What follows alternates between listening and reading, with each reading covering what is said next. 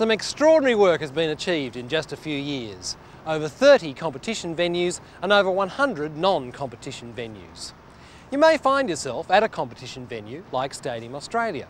You may be a driver, at the airport, or issuing uniforms at a non-competition venue. Wherever you find yourself, providing an exceptional level of customer service to our visitors is vital to the success of the Olympic and Paralympic Games.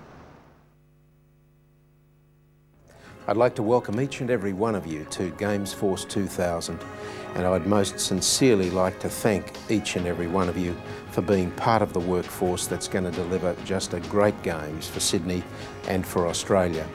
You know, we're sitting in a room here where you can see examples of the planning that's been done now for many, many years, the maps, the diagrams, but it all comes down to the workforce, training well and then delivering on the day.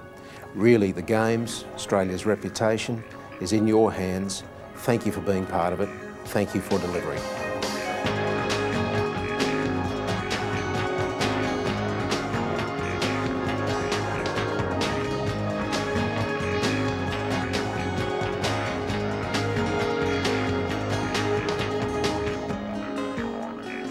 The Sydney 2000 Olympic and Paralympic Games will attract over 2 million visitors from more than 200 countries. As a member of the Games workforce, you will be one of the main points of contact for people visiting and working at our Games. Your customers may include spectators, athletes, officials, the media, and your own Games workforce colleagues. These visitors will take their impressions home and share them with others. Your customer service might be the key difference between a positive or negative experience. Providing good customer service means aiming to exceed customer expectations. To do this, you must know your venue, your team, your job, your facts, yourself and your limits. By thoroughly understanding these elements, you will be able to meet customers' needs with confidence. When I think about gold medal customer service, I think about going the extra distance for those people that we're here to help. Games Force 2000 are the front line. They are the people who are going to be out there that our visitors are going to be talking to. And I think it's important to think about their needs, to listen carefully to what they're saying, to follow through on helping them, and just to provide that warm, friendly and sincere support that they're looking for. At the end of the day, perhaps, not everybody expects every need to be met, but they do expect us to try, and trying alone, doing our best, is what we'll be remembered for. Whether you are stationed at a competition venue or a non-competition venue, such as an accreditation area or a staff dining room, you need to provide exceptional customer service.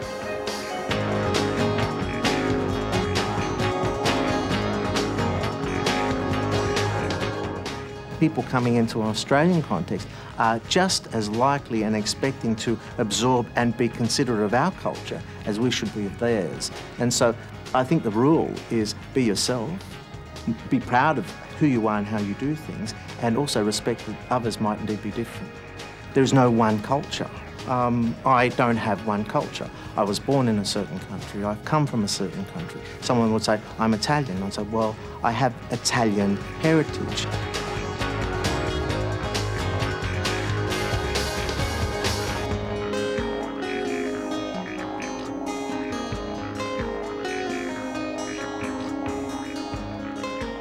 I very well remember being up in Nagano for the Winter Olympic Games, and one of the things that stays in the memory of me and many who were there about that is the wonderful attitude, the wonderful customer service provided by the Japanese workforce, including the volunteers. They were dealing, after all, with people from all around the world. The language difficulties were there from time to time, but it didn't matter because you knew they were well trained and they were trying their very best to deliver the goods. That'll be a lasting memory out of Nagano, and we can have the same sort of memory out of our wonderful Games in Sydney and Australia.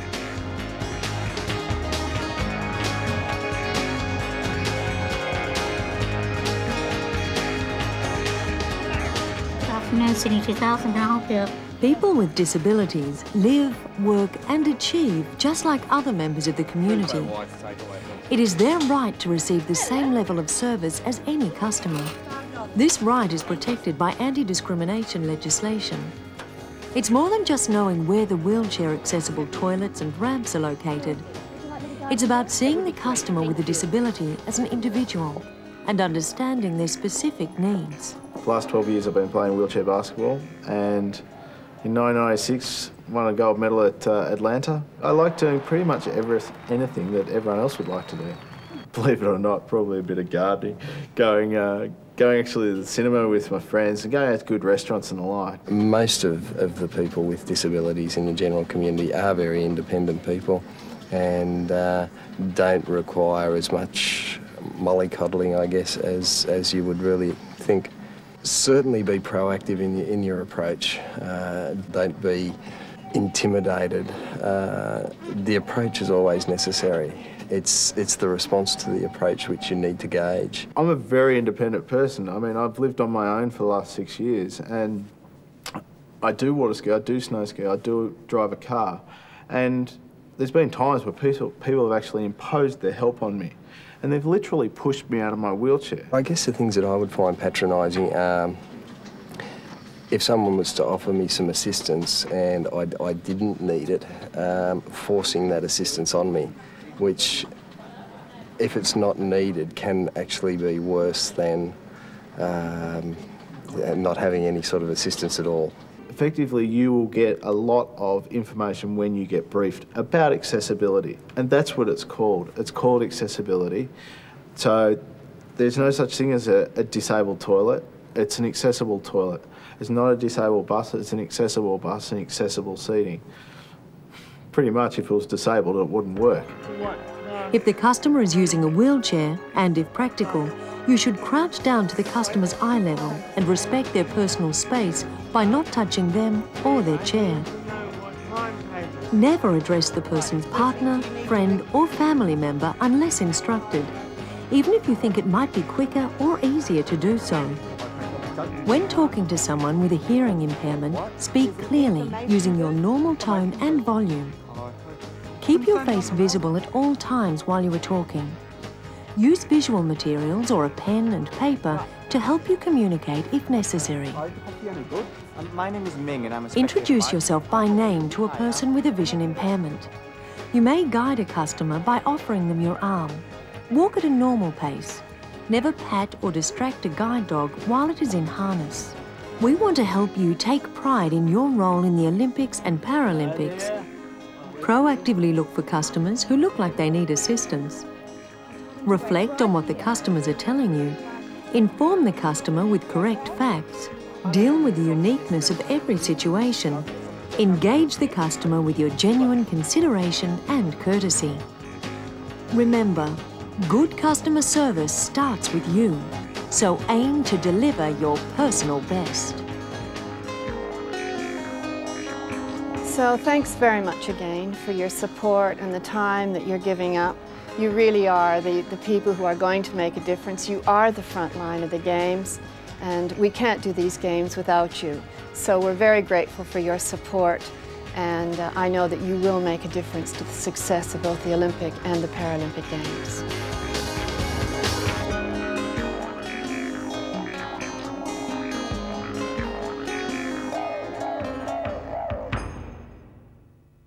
Whatever your role is, you'll be an ambassador for Australia, and you can be proud of your contribution to the success of the Games.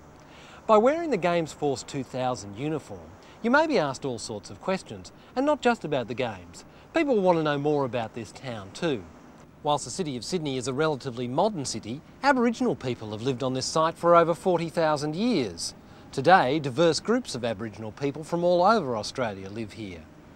Some of you know Sydney well. Others have travelled here to be part of the Games. Wherever you're from, take the time to prepare yourself with a variety of suggestions for our visitors about where to eat, what to do, and where to go in our culturally diverse city.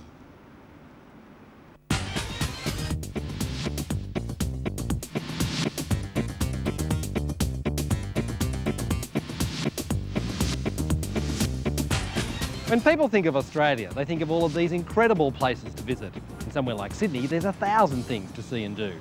What we want to do here is show you some things and take you some places that are beyond the bridge, the Opera House and the wonders of Sydney Harbour. This is the Hermitage Foreshore Walk. It runs between Neilson Park, which has a beautiful harbour beach and swimming area, and the suburb of Rose Bay. This is what the Sydney Harbour foreshore has pretty much always looked like.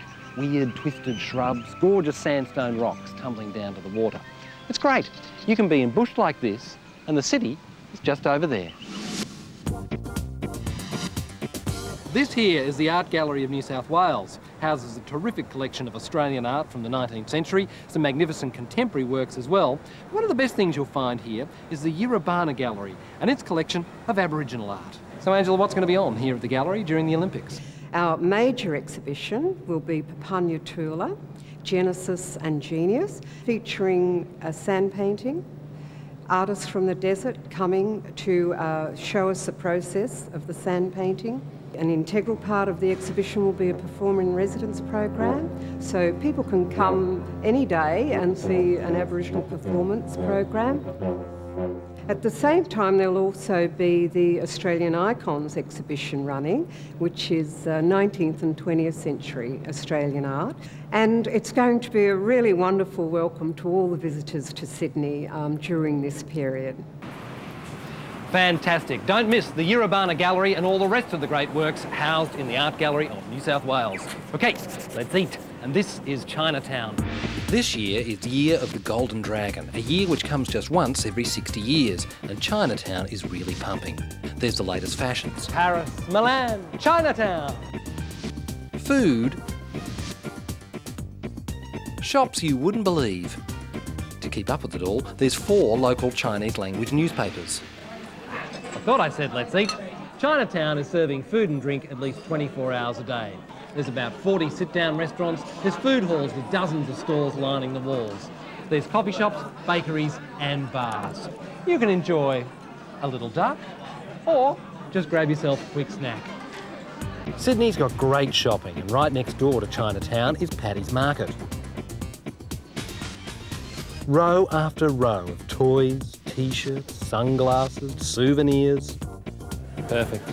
It's the kind of place that leaves you wanting less. Shopping, eating, cultural excitement. You gotta love this town. And what else is there to love about Sydney?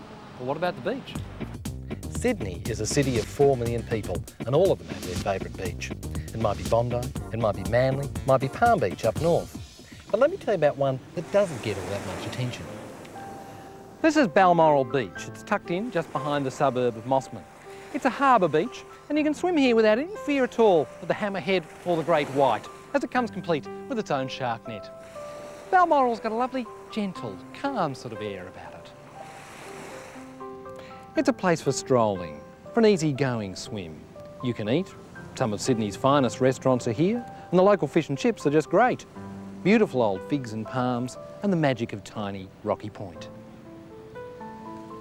And if you're lucky, you might catch one of the many events that takes place in this rather Romanesque bandstand.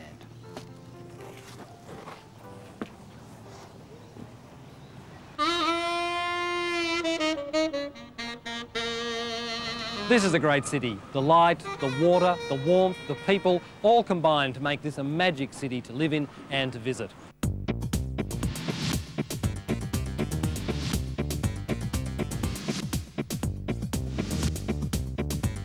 Enjoy it, we do, and good luck helping all of our visitors to enjoy it as well.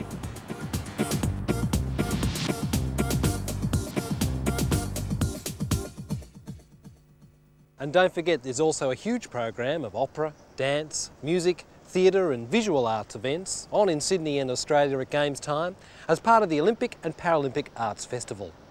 So now you know what to expect when working at the Sydney 2000 Games.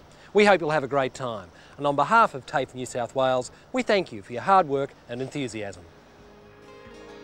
You know, we've been embarked on this journey now for many years. The bid was won back in 1993, and since then a tremendous amount of work has been done.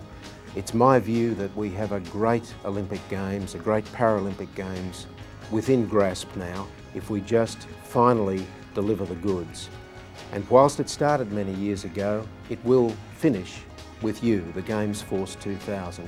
because when it comes right down to it, on the day, you will be the people who deliver the Olympic and Paralympic Games for Sydney, for Australia, for the athletes, for the international Olympic movement. And when we've had a great Games, the credit is going to be yours.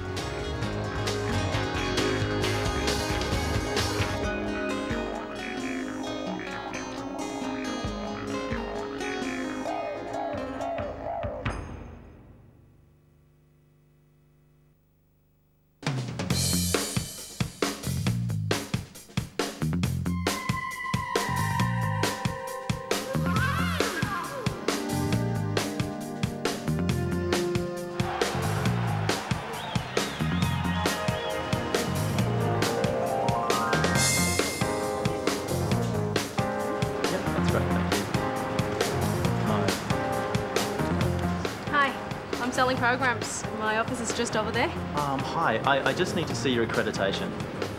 Accreditation? What's accreditation?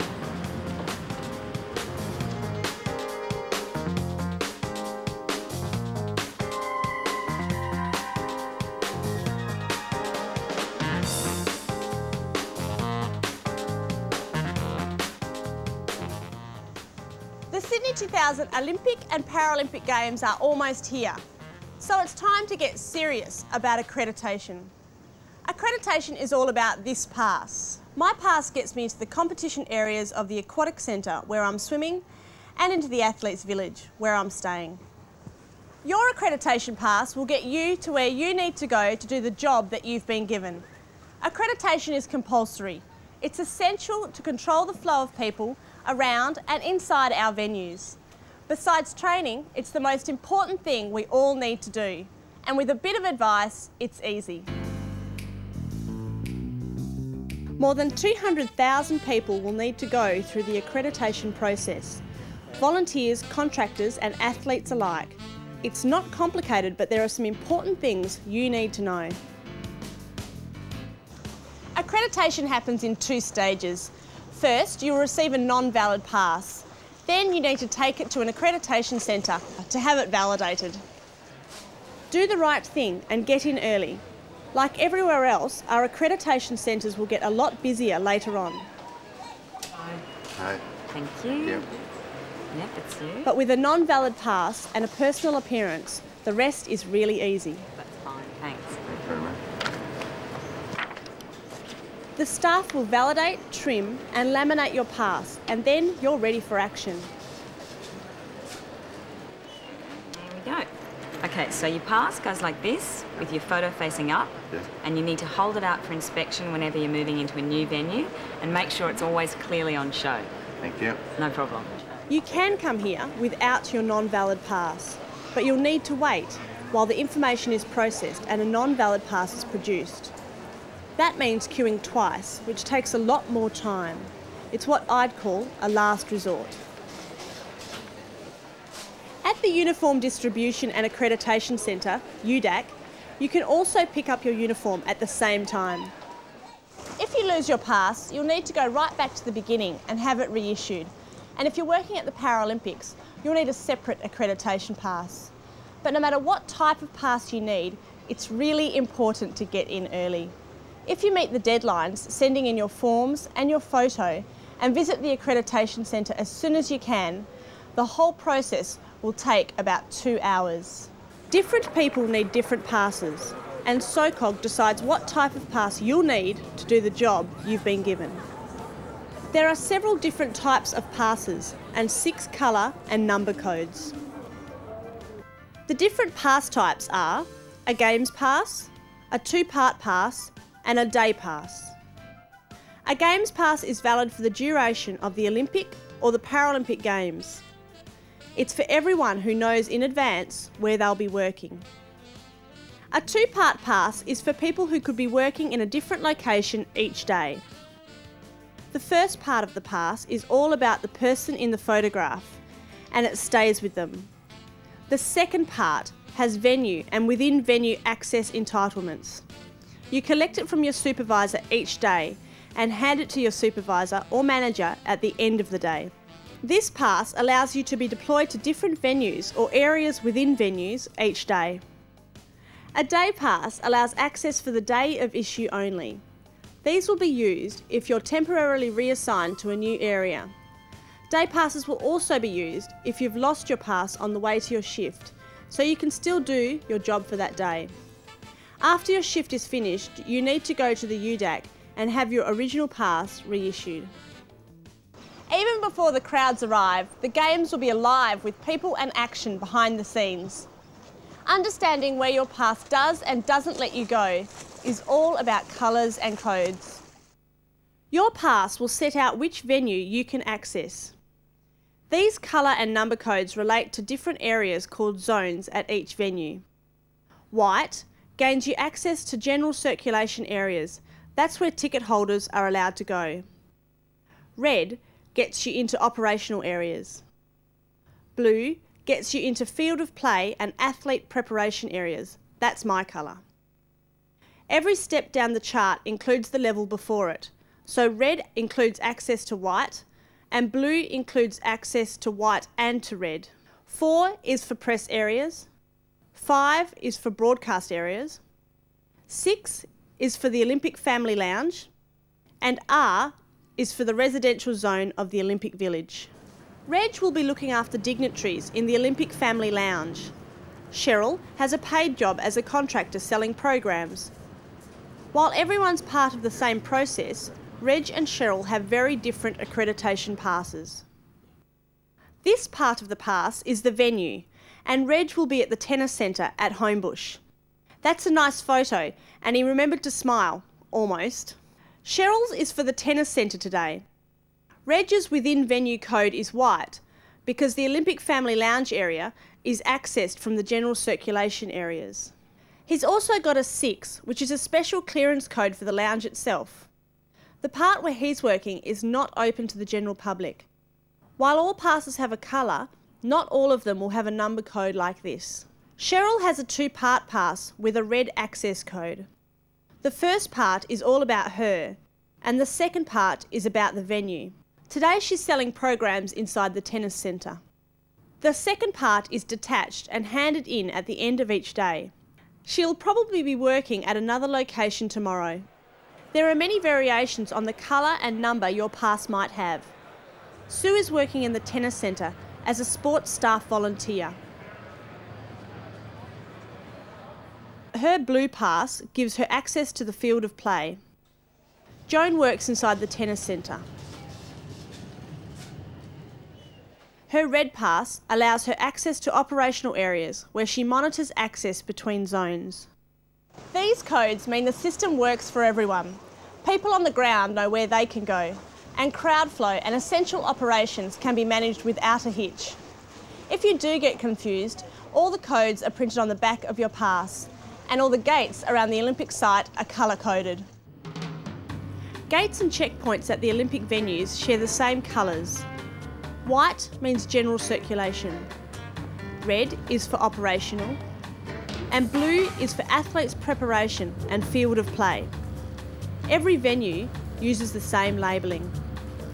Every time anyone enters, their pass needs to be presented and checked closely.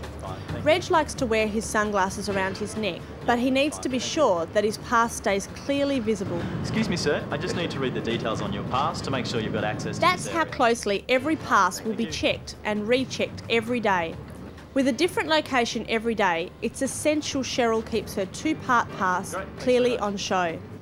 Make sure that your pass is always on show, and whatever you do, don't lose it. That's what accreditation's all about. Because it's my clearance to compete, it's always exciting being officially accredited.